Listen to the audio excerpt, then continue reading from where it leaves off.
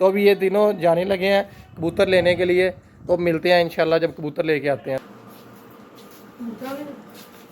ये देखें कितने अच्छे लग रहे हैं। और चीज़ का पता चलेगा कि ऐसे करते हैं फिर कबूतर सेव हो जाते हैं। ये देखें चलते वो कितने खूबसूरत लग रहे हैं माशाल्लाह।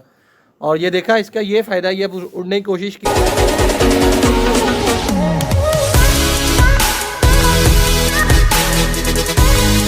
अस्सलामुअलैकुम, welcome back to another vlog. तो करते हैं अल्लाह ताला के फ़ज़ल करम और शुक्र के साथ आज के व्लॉग का आगाज़।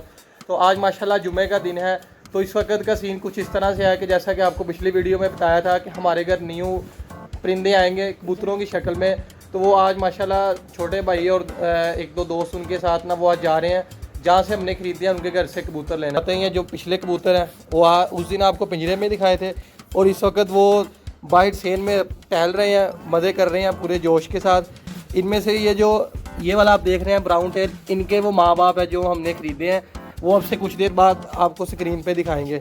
ये इधर फिर रहा है अब्दुल्ला, ये भी साथ लेने जाएगा। और ये है दानिश अली, ये है उन कबूतरों का मालिक जिनसे हमने कबूतर ख़रीदे हैं। और बस अब जाने लगे हैं, बस अब से 2-3 मिनट बाद। तो जुम्मा वगैरह सभी ने माशाल्लाह पढ़ लिया है। तो अब दिखाते हैं आपको जब कबूतर वापस आते हैं। अब उनको भेजने लगा हूँ मैं, जल्दी से वो कबूतर लाते हैं और फिर आपको। तो ये तीनों खड़े हो गए हैं। ये मेरा भाई हसन है, यही है वो जिसको सबसे ज़्यादा कबूतरों का शौक़ है।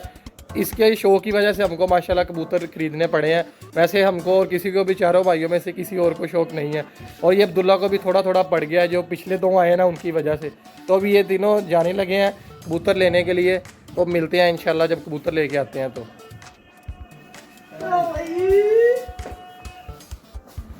इस वक्त मुझे आवाज़ आना शुरू हो गई है नीचे से कि वो शायद वो आ गए हैं पिंजरा लेकर। तो देखते हैं, बल्कि वाकई आ गए हैं। ये देखें ज़रा, ये देखें कितने अच्छे लग रहे हैं, खूबसूरत। और ये एक पेयर है कबूतरों का। तो माशाल्लाह अब इनसे नस्ल और बढ़ेगी और फिर तरक्की होगी यहाँ पे। तो ये जी अब्दुल्ला और दानिश अली कबूतर ले आए हैं। तो ये आप देख सकते हैं पिंजरा भी इनका बड़ा अच्छा है। और ये अंदर देखें कितने मज़े के साथ बैठे हुए हैं। और इनकी शेप भी बड़ी खूबसूरत है। इनकी गर्दन ऐसे ऊपर को उठाई रखते हैं। और ये जो उनकी पीछे दुम है, ये इनकी हर दफ़ा हर वक्त ऐसे मतलब कि खिली सी रहती है। और ये है दूसरे पुराने वाले कबूतर। अब ये रहेंगे अपने पुराने वाले घर में और ये इनके साथ। तो अब हमारे घर में टोटल 2 पिंजरे हो जाएंगे और 5 कबूतर हो जाएंगे। यान कबूतरों के हमें पता ही नहीं है, इतने फंक्शन है। और अब आते साथ ही वो छोटा भाई कह रहा है कि इनको सबसे पहले काटना पड़ेगा वरना ये उड़ जाते हैं। मुझे यही था कि ये जो फैंसी कबूतर है ये उड़ते नहीं हैं, बस ये डेकोरेशन के तौर पे होते हैं। मगर अब आपको दिखाते हैं कि इनको पहले सबसे हम काटेंगे। ये देखें ज़रा, अब्दुल्ला बैठ गया पास, अब ये निकालेगा अंदर से कबूतर। और ये हमने एक लड़का बुलाया, ये हमको काट के देगा कबूतरों के पर। फिर इस तरह ये है कि आसानी से ना अंदर ही बस रहा करेंगे, हमें तंग नहीं करेंगे उड़ने से, वरना हर वक्त उड़ने का ख़तरा ही रहा करेगा। ये देखें, वैसे मैं सोच रहा हूँ कि इनको वैसे तकलीफ़ नहीं होती होगी, आखिर ये भी एक सांस लेता जानवर है। नहीं।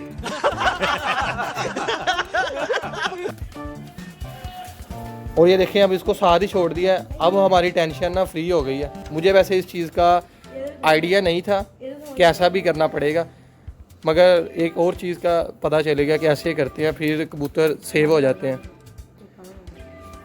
शायद वो गिनती का एक कबूतर के पर काट लिए हैं, अब आ गई है दूसरे की बारी। ये देखें ज़रा, जैसे कपड़ा काटते हैं इस तरह काट रहा है वो। तो ज़रा भी उसका हाथ नहीं हिल रहा, जैसे उसका यही काम होता है, इस तरह वो काट रहा है। तो ये आज हसन साहब बहुत खुश नज़र आ रहे हैं।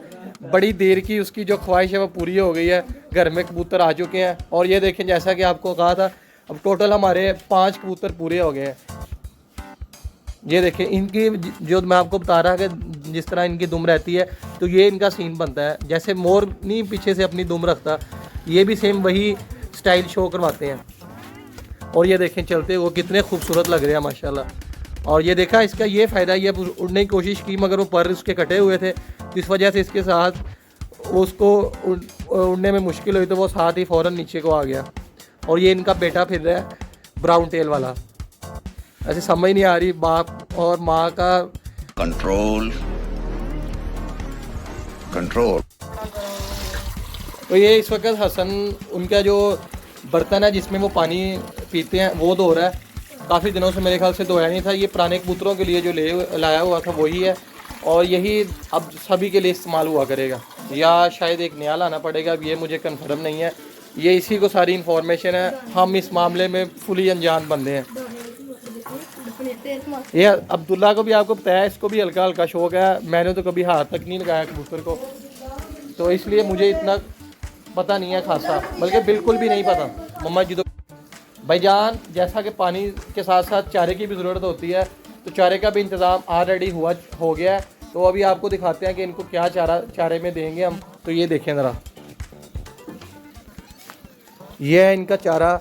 इसमें कनक है, गंदम और उसके साथ मकई के कुछ दाने हैं, और 2-3 चीज़ें और हैं जिनका मुझे क्लियरली नाम नहीं पता। करनी शुरू हो चुके हैं। तो अभी ये हसन को बता रहे हैं कि टाइम हो चुका है तुम्हारे ट्यूशन का, तो अभी ये देखते हैं कि कब जाता है। अभी तो बस कबूतरों को देखी जा रहा है बड़े शौक के साथ, हंसी जा रहा है कबूतर घर आ गए इस वजह से। और इसके साथ साथ आपको एक बात और बताता चलूँ, हालांकि मुझे बिल्कुल भी इन चीज़ों का शौक़ नहीं है कबूतरों का, मगर जैसे जब घर में आए हैं तो एक चीज़ महसूस हो रही है कि इनके आने से घर में माशाल्लाह एक अजब सी रौनक महसूस हो रही है। और इसके अलावा वैसे भी माशाल्लाह ये घर में बाइस रहमत है और ये रखनी चाहिए। बस कबूतरों का जो उड़ाने वाला काम है ना, वो सब कहते हैं गलत है। वैसे जो शौकिया तौर पे इस तरह के फैंसी कबूतर है, इनको कोई भी बुरा नहीं कहता। तो इतना मुझे इल्म है कि ये कबूतर क्या चीज़ है। हमारे मोहल्ले में इर्द गिर्द हर जगह कबूतर हैं, मगर फैंसी मेरा ख्याल है कि किसी के घर ही होंगे। इर्द गिर्द हमारे जो उड़ने वाले कबूतर हैं वो हर मोहल्ले में 2-3 घर ज़रूर होंगे हमारे इस गाँव में। लड़ते हैं जब ये ट्यूशन जाते हैं। अब कबूतरों का सीन खत्म हो गया तो अब लड़ना शुरू हो गया ट्यूशन से। अब और कोई बहाना नहीं मिला, बस रट लगा रहे हैं, मुझे इतने पैसे चाहिए, मुझे इतने पैसे। बस किस तरीके कहते हैं टाइम ओवर हो जाए और हमारी छुट्टी हो जाए। इनका डेली का यही शेड्यूल रहता है, इन्होंने अलग ही तंग किया हुआ है। हकीकत में हसन मुझे इसलिए कह रहा था कि इसको तुम क्यों कुछ नहीं कहते अब्दुल्ला को। मैं अब्दुल्ला को ना बहुत कम मारता हूँ, उसकी वजह ये है कि उसकी जिस तरह की सेहत है ना, उस पर वैसे तरस आ जाता है। क्या सोच है रे तेरी, मानना पड़ेगा। ये उसको मारने को दिल ही नहीं करता, जितना मर्जी भी गुस्सा हो ना, या वो आगे से कुछ ऐसी शरारत कर देता है, या हंस पड़ता है, या कुछ इस तरह की हरकत कर देता है, या वैसे तरस आ जाता है, या वैसे हंसी आ जाती है, तो तमाम का तमाम गुस्सा ना ठंडा हो जाता है। और जो हसन है उस पर एमी गुस्सा चढ़ जाता है, जिसको बंदा कहता है ना एमी गुस्सा, वो वाला गुस्सा आ जाता है। तो इसलिए उसकी हर वक्त शामत आ जाती है जब भी वो गलती करता है, क्योंकि वो तंग ज़्यादा करता है। अब्दुल्ला का तंग करने का अंदाज़ कुछ और तरह का है, इसलिए वो बच जाता है। तो इसलिए वो मुझे कह रहा था कि तुम इसको क्यों कुछ नहीं कहते। तो अभी भाईजान इस वक्त टाइम हो गया असर की नमाज़ का, तो अभी वज़ू कर लिया है, तो इंशाल्लाह मैं जाने लगा हूँ नमाज़ पढ़ने के लिए। तो मिलते हैं एक वक्फे के बाद। तो अल्हम्दुलिल्लाह नमाज़ अदा करके मैं वापस घर पहुँच चुका हूँ। तो मेरा इरादा रास्ते में पहले यही था कि जाकर मैच देखेंगे, क्योंकि आज पाकिस्तान और नीदरलैंड का आपको पता होगा कि मैच है। मगर मैं जैसे ही पहुंचा हूं तो मैच की जो फर्स्ट इनिंग्स है वो ख़त्म हो गई और पाकिस्तान के 10 आउट हो गए थे। अभी एक ओवर बाकी था, तो फिर दूसरा ऑप्शन मेरे पास था कि मैं बाहर जाता हूं। बाहर इस वक्त ना हमारे गांव में लड़के क्रिकेट खेल रहे होते हैं, तो मेरा ज़हन ये था कि वहाँ कैसा भी मतलब लगा कबूतरों का जो मैंने आपको दिखाया। तो ये तमाम मामला आपको कैसे लगे तो आपने कमेंट्स करके लाजमी बताना है। तो हमारी जो गलतियाँ आपने ही हमको बताना है कि कहाँ हमारी गलतियाँ हो रही हैं। तो उम्मीद है कि इंशाल्लाह आपको आज का वीलॉग आपको लाजमी पसंद आया होगा।